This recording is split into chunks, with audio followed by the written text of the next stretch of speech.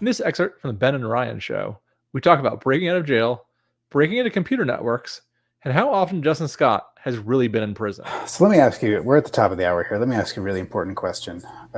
In the Sylvester Stallone movie Escape Plan, he gets hired to go to prison and then break out to test their security. How often does stuff like that actually happen? Well, is that actually a thing? Does that ever happen, or is that just Hollywood? Well, I mean, the company I work with, we're connected to corrections and prisons, but we're not typically working in the prisons, day to day. I've been in a lot of jails, and I have never heard a story of a jail hiring a security professional to come in visiting, or you were sentenced, or fortunately I've been able to leave whenever I wanted. That's been my experience. I've been in more jails and prisons than most correctional professionals have who work in the industry. That's so turning into a YouTube short. But yeah, I'm able to say to the guard, yeah, I'd like to leave now, please, and they will escort me out of the building. I'm not stuck there like the prisoners and inmates and detainees are. But yeah, I've never heard of anybody hiring a professional to try to break out of a prison.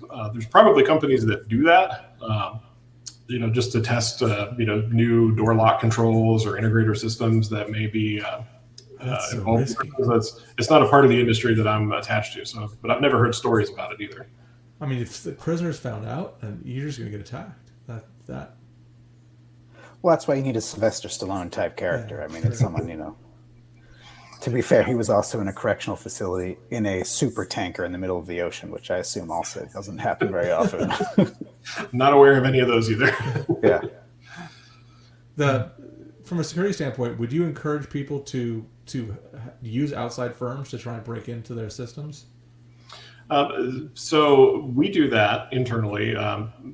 So we have some vendors that specialize in penetration testing that will, either they can do anything from a passive scan of our applications looking for data leakage or error messages that they shouldn't be seeing, all the way up to, active black box testing where we tell them nothing about our applications and just say, have at it, try to break in, and we pay them incredible sums of money to do this.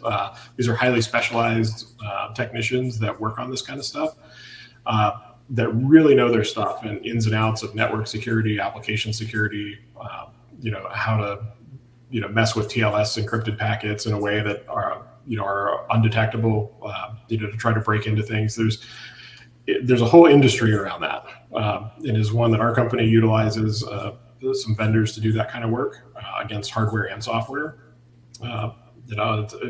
As a business, if you can afford to have somebody penetration test your apps, I'd say definitely do that.